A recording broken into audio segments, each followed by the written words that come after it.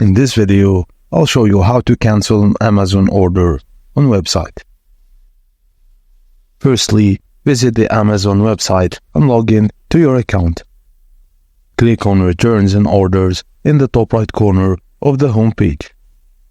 Alternatively, you can hover over Accounts and Lists and then click Orders in the drop-down menu. On the Your Orders page, locate the order you wish to cancel. Click the option next to the item that says Cancel Items. On the next page, you might see a message indicating that cancellation is not guaranteed. Regardless, select a reason for canceling the order from the drop-down menu labeled Select Cancellation Reason. Click Cancel selected items in this order, and you will be redirected to a confirmation screen. An email will be sent to you with the details of your cancellation request. Another email will follow to inform you whether your order was successfully cancelled.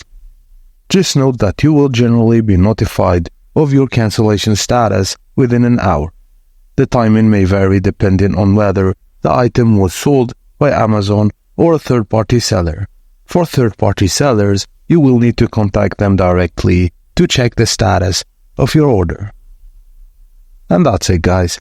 Thank you for watching, and please don't forget to like and subscribe to our channel for more videos like this.